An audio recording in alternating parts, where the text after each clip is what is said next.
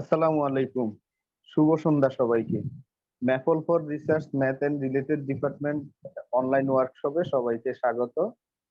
আজকে ওয়ার্কশপে আমাদের গেস্ট অফ অনার হিসেবে আছেন বি রিসার্চার বিডি প্ল্যাটফর্মের সম্মানিত ইনিশিয়েটর, চট্টগ্রাম বিজ্ঞান ও প্রকৌশল বিশ্ববিদ্যালয়ের সম্মানিত শিক্ষক জনাব সাবির হোসেন স্যার, এবং আজকে আমাদের রিসোর্স পার্সন হিসেবে আছেন জনাব Hemanta Kumar Barman, lecturer, department of CSC, university of creative technology, Chittagong.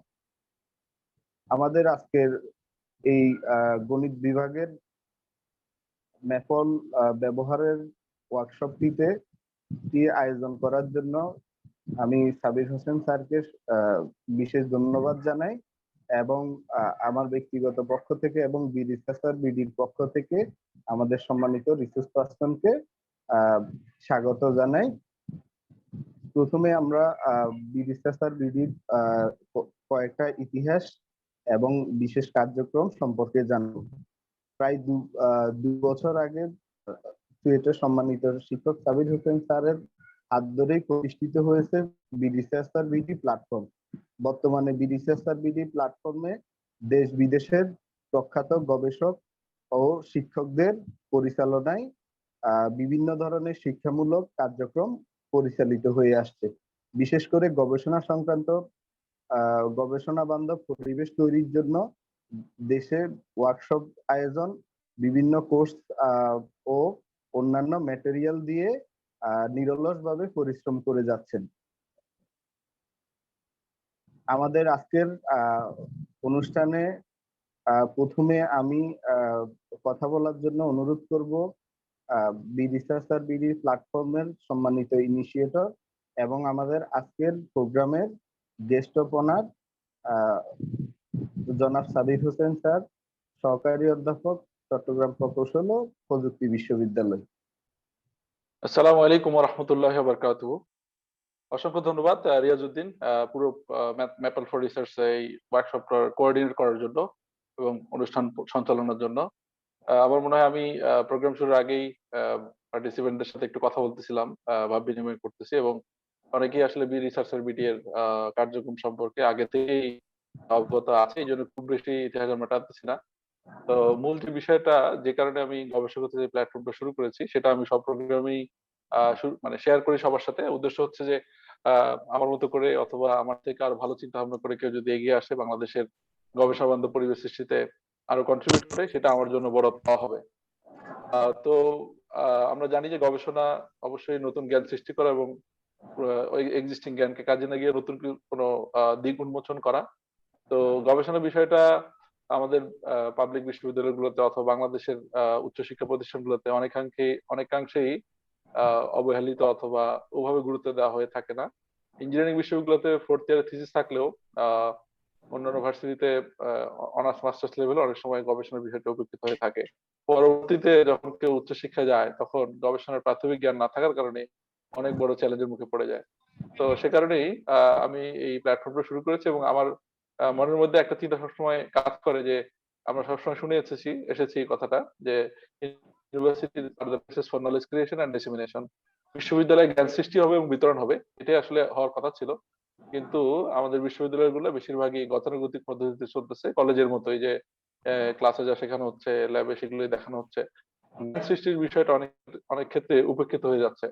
তা আমি চুয়েটের সেকেন্ড ইয়ারের একটা কোর্স অ্যালগরিদম ডিজাইন অ্যানালাইসিস, এই কোর্স আজকে 5 বছর ধরে আমি নিচ্ছি, এবং এই কোর্সের ছাত্রদেরকে আমি একটু মোটিভেট করি রিসার্চ এবং প্রজেক্ট করার জন্য। তো তারা এটা করলে প্রায় 10-এর অধিক প্রশ্নপত্র তাদের এই সেকেন্ড ইয়ারের কোর্স থেকে আসে। তো এই বিষয়টা জানাজানি হওয়ার পরেই বাংলাদেশের বিভিন্ন প্রান্ত থেকে শিক্ষার্থীরা গবেষণা শেখার জন্য আমাদেরকে নক দেয়। তো আমরা অনলাইনে একটা কোর্স পরিচালনা করি, যার নাম দিয়েছিলাম আমরা গবেষক হতে চাই অথবা হাউ টু বিকাম রিসার্চার, যেটা হচ্ছে ওয়ার্কশপ জন্য পূর্ব শর্ত ছিল। অনেকেই যে আপনারা একটা কোর্সে অংশগ্রহণ করার জন্য আরেকটা কোর্স পূর্ব শর্ত হিসেবে কেন দেন?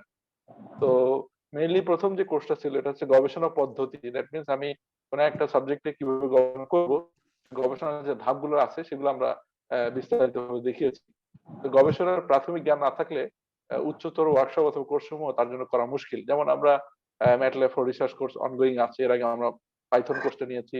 এখানে আজকে MAFR research, that means mathematics এবং রিলেটেড ডিপার্টমেন্টের জন্য ওয়ার্কশপ করানো হচ্ছে।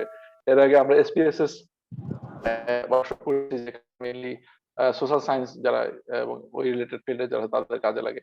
তো আমরা মূলত এই ওয়ার্কশপ অথবা কোর্সে অংশগ্রহণ করার জন্য এই কোর্সটা পূর্ব শর্ত এই জন্যই দিয়ে থাকি যে যারা অংশগ্রহণ করবে তারা যদি গবেষণার প্রাথমিক জ্ঞানটা না রাখে তো এই ওয়ার্কশপ থেকে ম্যাক্সিমাম বেনিফিট নিতে পারবে না।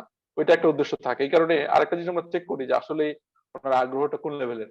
উনি যদি একটু কষ্ট করতে পারেন, মানে একটু সবর করতে পারে অথবা কষ্ট করে শেষ করতে পারে, তাহলে অবশ্যই তার এটা আরো বেশি ফ্রুটফুল হবে।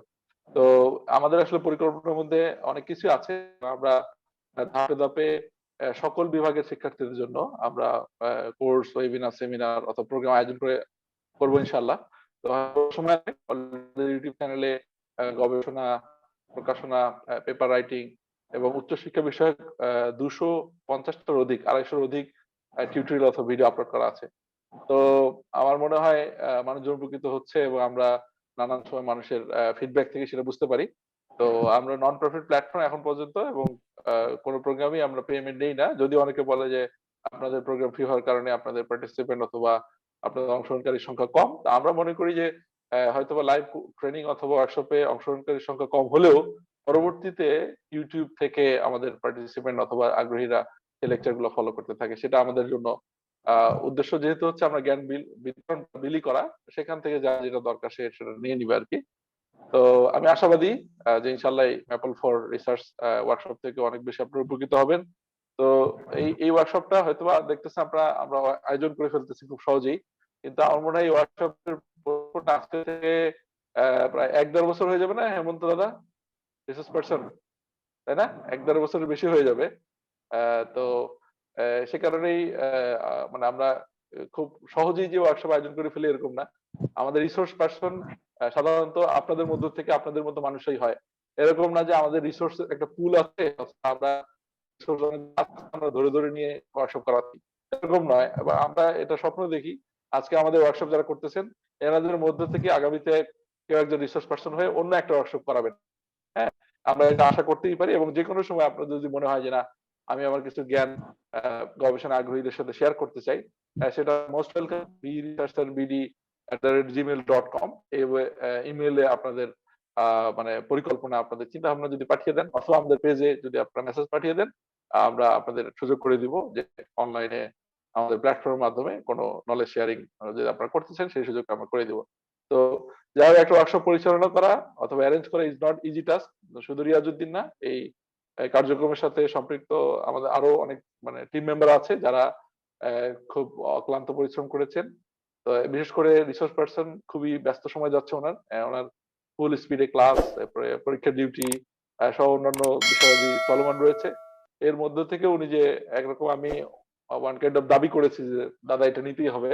তো আমি অসংখ্য ধন্যবাদ জানাচ্ছি এবং অনেকখানি আমরা কৃতজ্ঞ যে উনি এত ব্যস্ত সময়ের মধ্য থেকেও উনি সময় দিচ্ছেন। তো উনি আজকে ইনশাল্লাহ ম্যাপলের বেসিক ইউজ থেকে শুরু করে নিয়ে কিভাবে গবেষণাপত্রে আমরা এটা ইউজ করব এবং হাতে কলমে উনি কিছু রিসার্চ আর্টিকেল ওনার করা বিষয়াদি উনি আজকে দেখানোর ইনশাল্লাহ প্রচেষ্টা চালাবেন। তো আমি যারা পার্টিসিপেট করেছেন হয়তোবা সংখ্যা অনেক বেশি না, বাট আমরা টোটাল অ্যামাউন্ট রেজিস্ট্রেশন যা করেছে প্রায় 80% মানে চলে আসছে। তো সেইটার দিক থেকে বলবো যে আমাদের উদ্দেশ্য যেহেতু হচ্ছে যারা সেই পার্টিসিপেট করবে শেষ পর্যন্ত থাকবে তারা বেনিফিট নিতে পারে।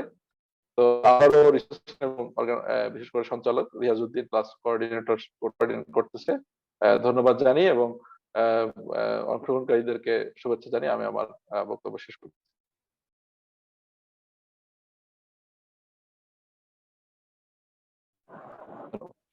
ধন্যবাদ স্যার আপনাকে সুন্দর করে স্বাগত বক্তব্য উপস্থাপন করার জন্য। প্রিয় উপস্থিতি, আমরা এবার চলে যাব আমাদের সম্মানিত ইনস্ট্রাক্টর যিনি আছেন। আপনারা ইতিমধ্যে তার পরিচয় পেয়েছেন। তিনি রাজশাহী বিশ্ববিদ্যালয় থেকে ফলিত গণিত বিষয়ে স্নাতক ও স্নাতকোত্তর করে